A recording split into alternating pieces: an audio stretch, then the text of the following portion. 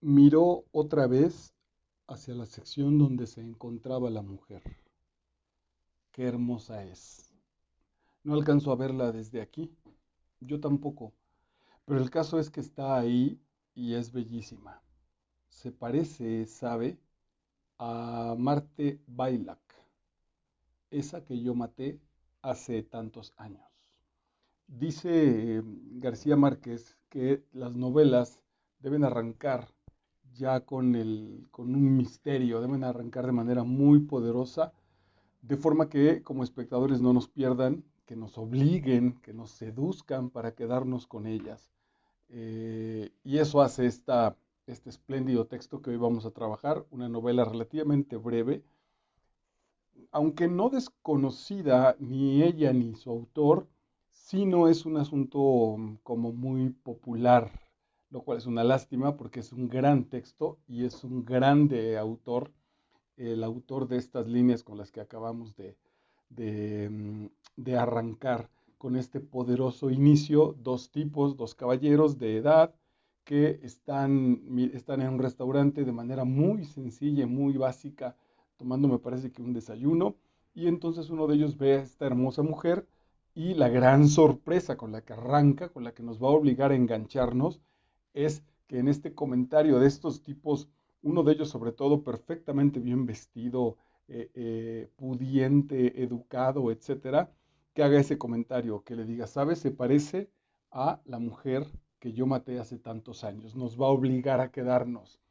Se trata de La francesa del Café Tacuba, La francesa del Café Tacuba, del maestro Francisco Prieto, Paco Prieto, conocido en los medios de comunicación.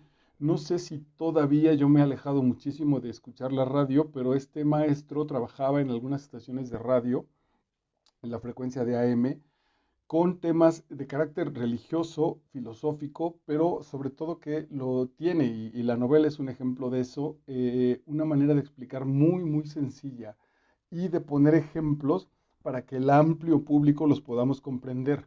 Bajaba los asuntos filosóficos a situaciones verdaderamente cotidianas de nuestra vida común, lo cual resultaba, pues además de reflexivo, muy agradable de escuchar.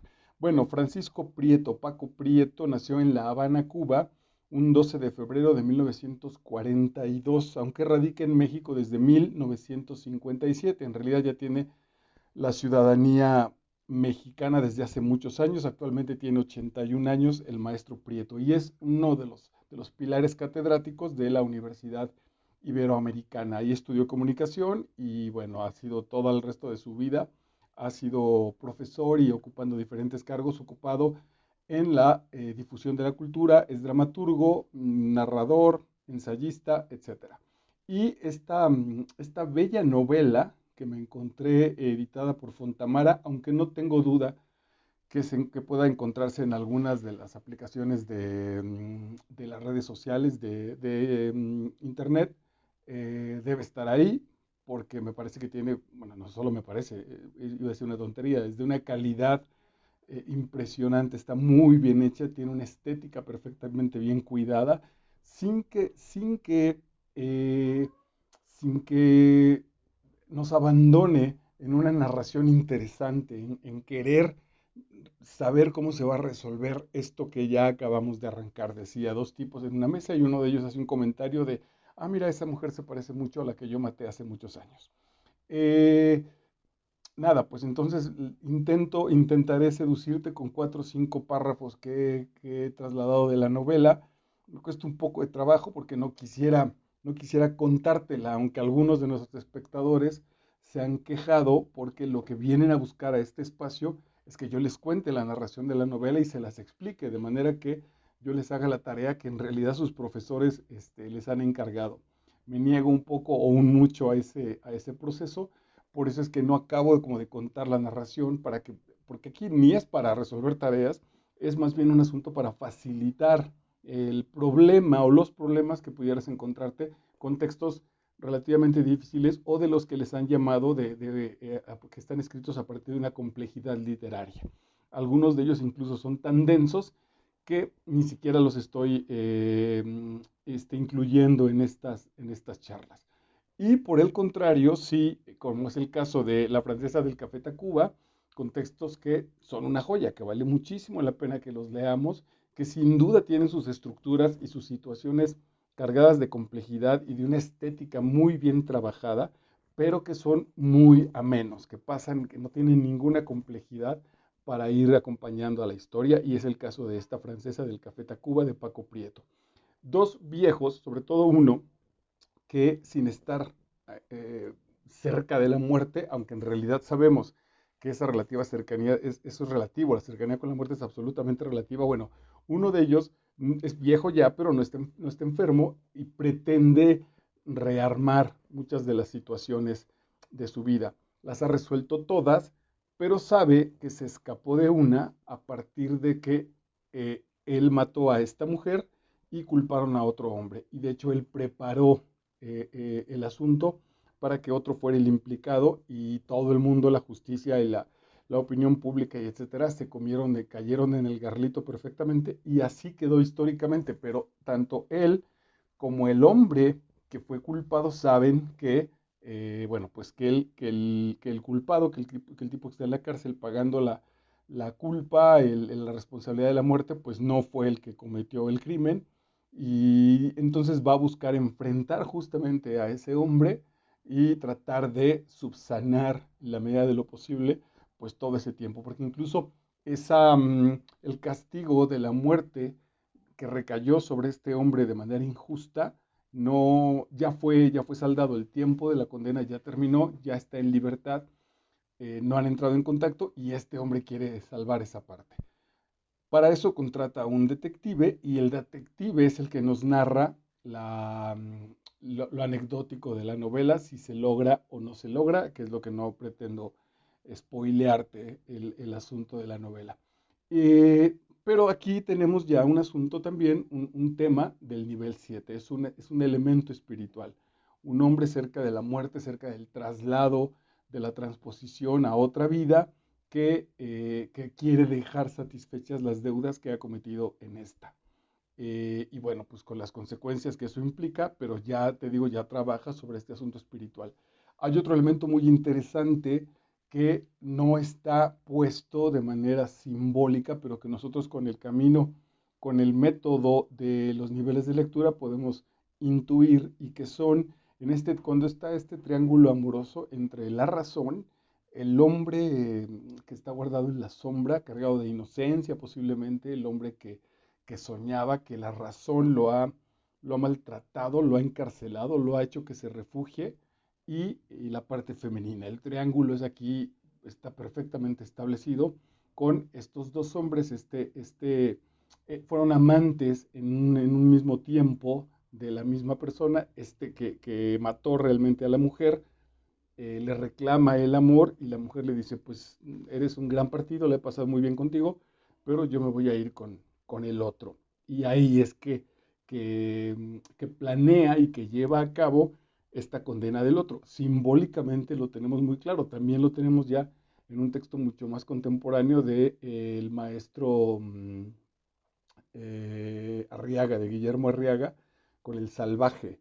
Estos hombres lógicos, obsesionados, firmes, que son capaces de suspender sus intuiciones, de matar a su propio hermano, básicamente incluso a su propia interioridad, para conquistar, doblegar, o en venganza, en este caso en revancha, en dolo, porque la parte femenina no se quedó con nosotros, porque no hubo esta reconciliación. Y bueno, el final de la novela, a eso me refiero, no te lo voy a contar, porque tiene su sorpresa, pero siempre desde el punto de la sabiduría espiritual que seguramente el maestro Francisco Prieto maneja.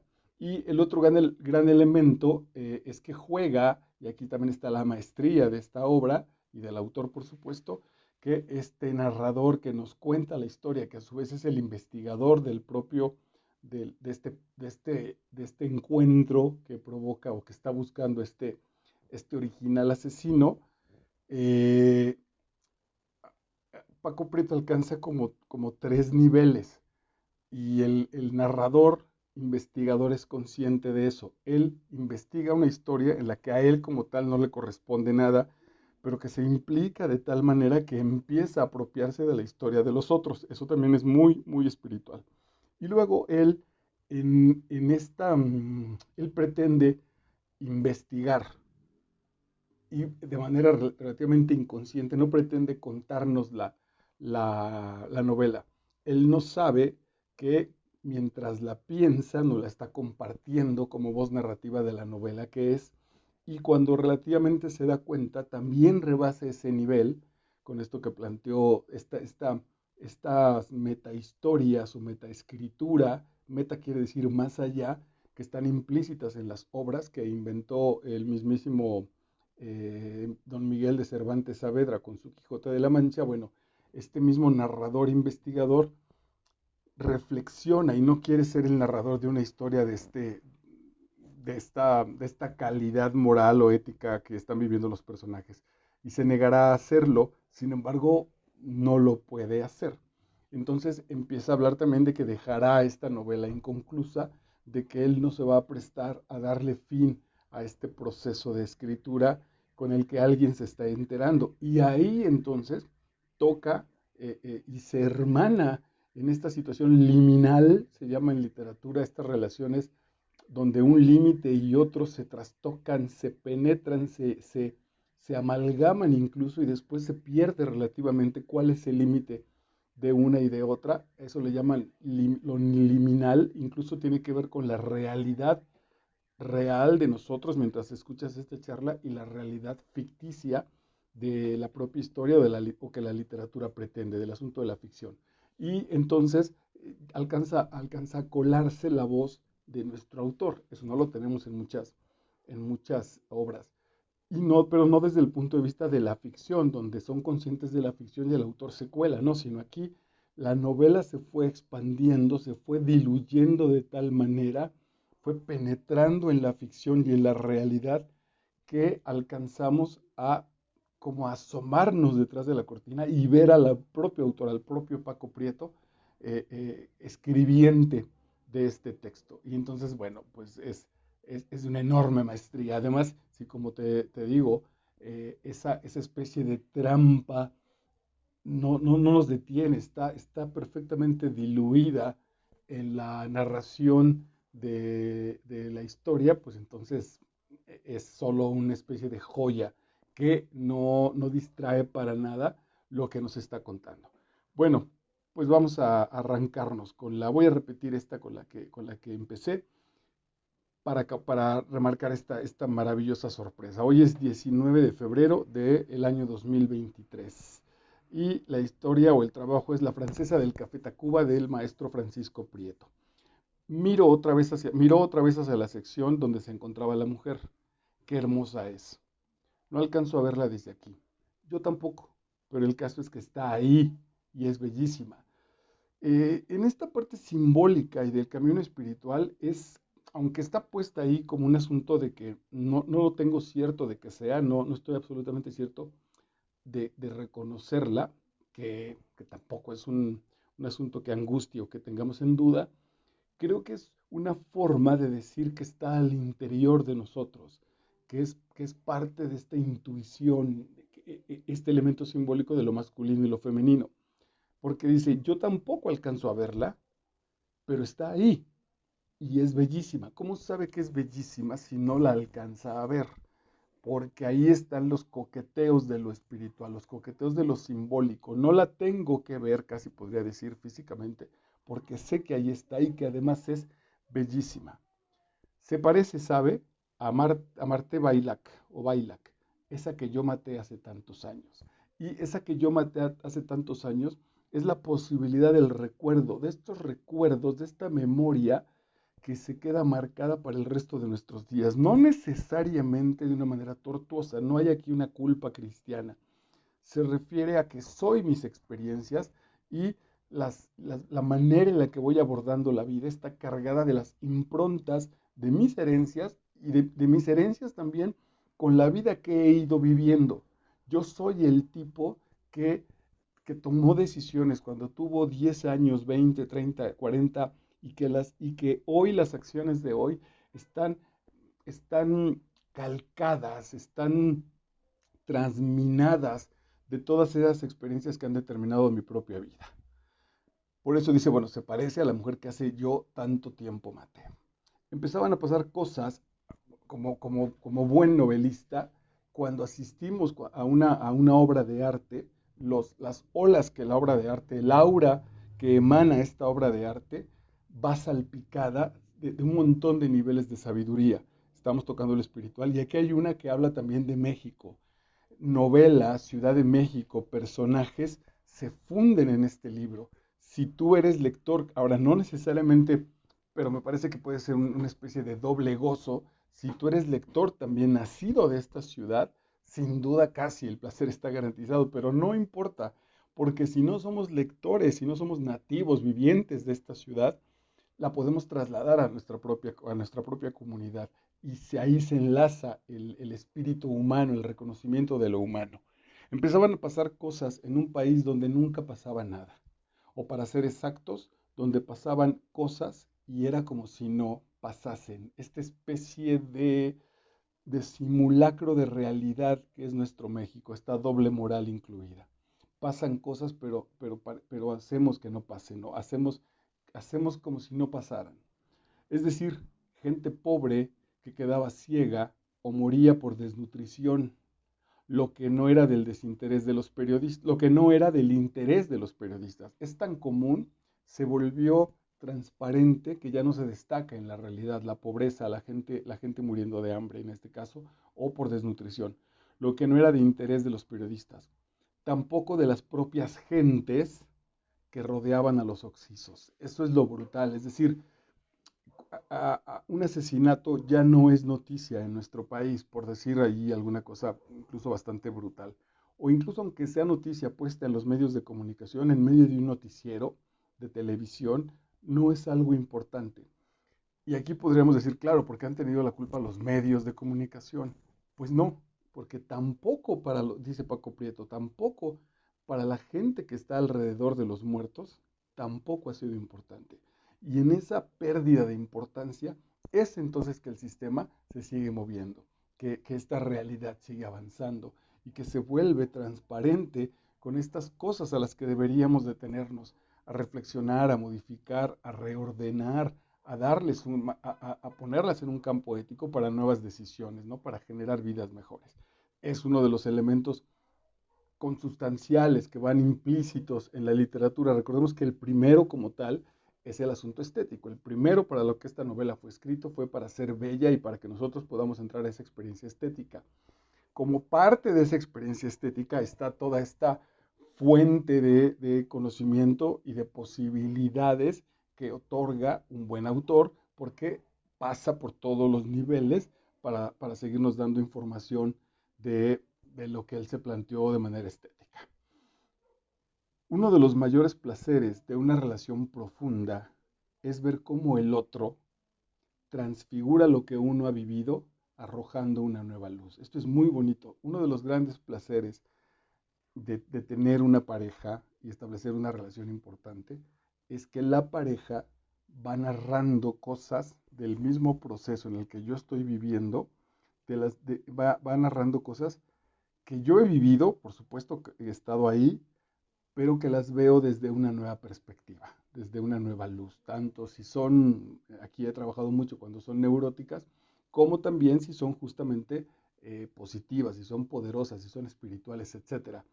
Es una narración en la que dos contadores y vividores, en el mejor sentido del término de esa historia, le vamos dando giro y la vamos armando, ¿no? Cuando termina una relación, sobre todo si termina mal, estas dos versiones con las que nos separamos, a veces no ajustan en nada y uno dice, ¿cómo es que estos dos vivieron esa relación? Si en realidad la historia de uno y la historia del otro parecería incluso que vivieron o con personas distintas o que vieron el mundo absolutamente de otra manera. Bueno, eso es parte de la riqueza de estos procesos, haciéndole a uno percatarse que las cosas habían sido de otra manera, que uno había sido víctima de sus obsesiones. Esto es muy bonito porque entonces no soy ni siquiera compañero de mi amor, no soy ni siquiera compañero de mi proceso de crecimiento espiritual, soy víctima de mis obsesiones. Mis obsesiones me colocan unos lentes que me obligan a ver la realidad de determinada manera, y entonces cuando la narrativa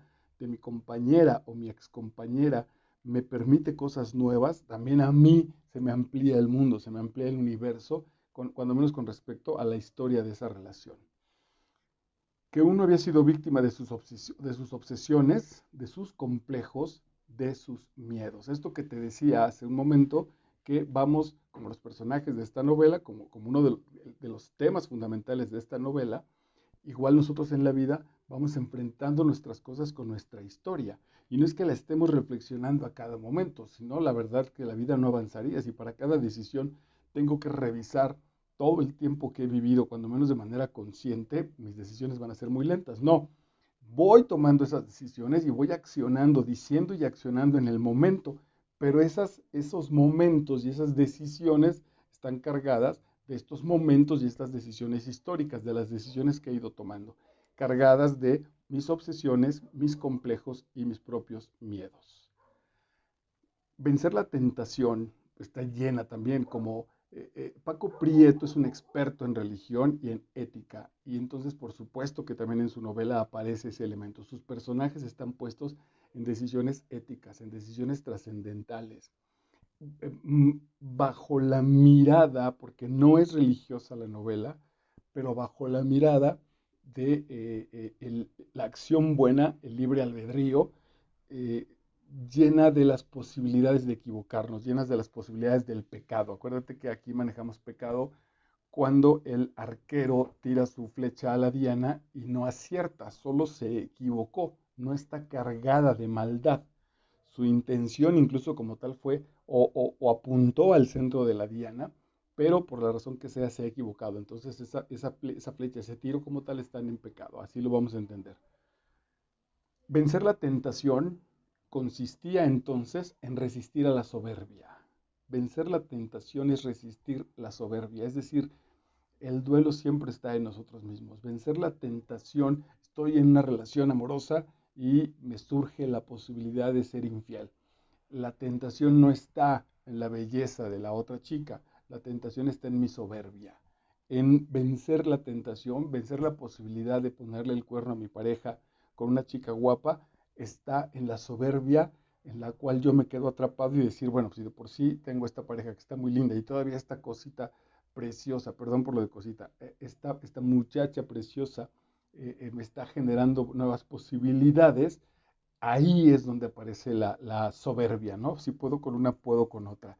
Vencer la tentación es eso, vencer la tentación es generar ese asunto de humildad y de satisfacción, de regresar al presente, de no dejarme atrapar por estos pensamientos equivocados con respecto a mí mismo.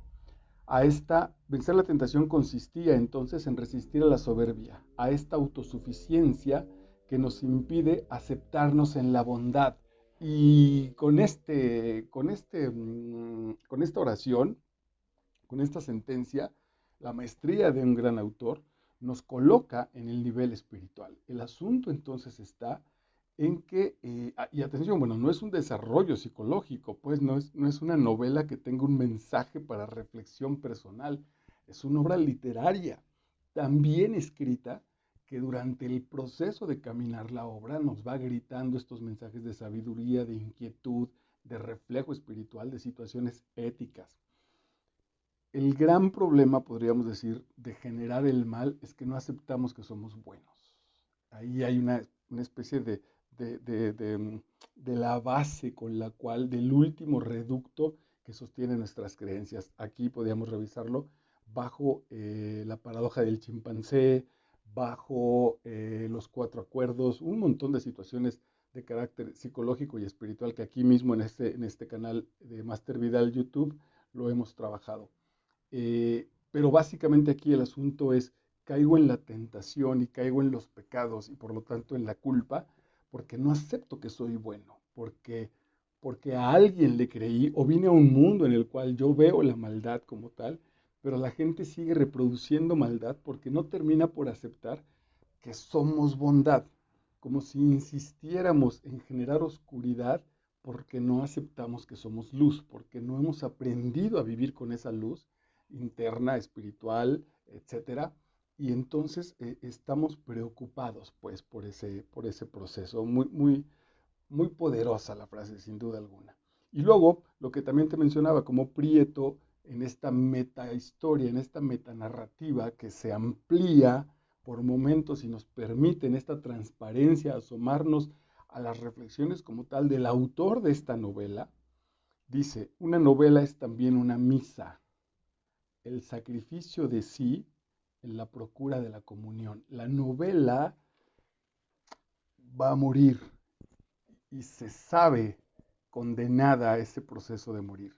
Cuando terminamos la última palabra, cuando abordamos la última hoja, hay muchos he escuchado, muchos a mí no me ha pasado, no, cuando menos no lo, a lo mejor no lo he hecho como tal mecánicamente, terminan la novela y se arrancan a volverla a leer en esta especie de pretensión de que ojalá no termine. Cuando la novela es muy buena, una de las voces que nos va surgiendo como autores, puta, se va a acabar, ¿no? Cuando uno va a revisar la que nos quedan 10 hojas, hay grandes libros donde uno dice, Dios santo, sería maravilloso irme a dormir y que a este libro le aparecieran 500 hojas, 50 hojas cuando menos nuevas, ¿no? No, está condenada a la muerte, a esa desaparición, a ese final. Bueno, pues cuando ese final llega, dice Paco Prieto, la novela vive esta especie de sacrificio porque va a comulgar con nosotros, porque va a ser comunión, se va a hacer común en la unidad con nosotros. Una buena novela, una buena historia, un buen elemento estético va a ser parte de mí.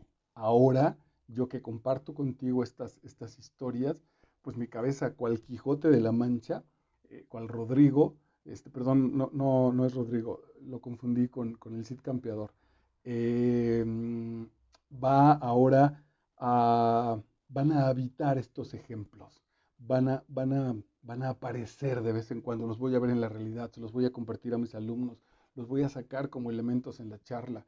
Diría Ricardo Garibay, ya lo hemos trabajado aquí, que beber el cáliz es beber el cáliz de la muerte de su propio padre con ansia y con deseo de generar una obra. El tipo, el maestro Garibay está a una silla pues de la cama de donde su padre está agonizando y el tipo dice, de aquí puede salir una historia. Todavía no está muerto, está agonizando y él ya es incapaz de vivirlo, ese dolor o ese proceso con normalidad. Ya está contaminado y está pensando, claro, en su oficio de escritor, ya está pensando que esta historia de la muerte de mi padre es digna de una reescritura, es digna de una narrativa. Pero desde ese momento anterior, bueno, a lo que voy es a que estas son las huellas que la literatura va haciendo en nosotros, en realidad la vida. Ahí estaría también importante que si de todas maneras vamos a tatuarnos las experiencias de nuestra vida, ¿cuáles te vas a tatuar? Hay un concepto interesantísimo de una niña que está en YouTube que se llama Mané Tatulian, que plantea el posthumanismo y ella menciona, es muy amplio lo que están trabajando, pero que actualmente la gente, los jóvenes que están anhelantes por un tatuaje, anhelantes por descomponer el cuerpo, lo están haciendo porque su propia vida no está cargada de interés. Estamos en una vida muy monótona, muy gris, muy hecha, en la que no está pasando nada, claro, en términos de las situaciones económicas, de las redes sociales, una vida relativamente o muy aburguesada, pues porque no hay una necesidad radical que me obligue a moverme. Y ya muchos de esa población del mundo, pues nos movemos desde ahí. Como no hay esas experiencias poderosas, entonces empiezo a intentar plasmarlas en mi propia piel, que suceda algo. Como mi vida no pasa nada, bueno, pues entonces me pongo aquí señales, abro mis orificios, me penetro los mismos orificios, me hago esta especie de sacrificio para enterarme en muchos sentidos de mi capacidad de cambio y de mortalidad porque mi aburrimiento es eterno, más o menos por ahí sería la línea, y este texto, como un gran texto humano, ya lo está presintiendo, ya lo está trabajando. Una novela, dice, es también una misa, el sacrificio de sí en la procura de la comunión. Por lo tanto, la literatura, el arte, la buena literatura, las buenas novelas, pues sin duda alguna tienen este elemento religioso y más allá este elemento mítico espiritual. Finalmente, pues con esto cierro este intento de seducción a que vayas a la lectura de este espléndido trabajo, La francesa del Café Tacuba, del maestro Paco Prieto. Una mujer hermosa y dejada, solo al parecer de la mano de Dios, que había vivido a la mala de Dios, había enseñoreado aquellas vidas. En la parte de la narrativa, esta mujer para la cual estos hombres la han puesto en un pedestal no es tal. Es muchísimo más común de lo que la pasión y la competencia de estos dos hombres han, han rendido homenaje a la existencia de esta mujer. Había enseñoreado aquellas vidas, había puesto a Sanz en un convento, a Quincoses en el amor de Lina Arregui, para que al fin cada quien hiciera lo que se le pegase la gana. Aquí está una característica del maestro Prieto. Está hablando de términos espirituales, del nivel 7, de la trascendencia, del uso del libre albedrío, y para hacerlo el tipo no tiene que adornarse. Por lo que apuesta literariamente es decir, hiciera lo que se le pegase la gana. Ahí es donde te digo que incluso este lenguaje sencillo se vuelve muy poderoso porque está cargado de estos elementos religiosos, míticos. El gran regalo de Dios es el libre albedrío. Dios, soy parte de Él y Él se desprende a sí mismo y me crea y nos crea a ti y a mí. Y la gran apuesta es que no nos crea con un plan determinado, no nos crea ni condenados al infierno ni condenados a la felicidad. Él nos crea con el libre albedrío, con la libertad y la posibilidad de reconocer nuestra belleza.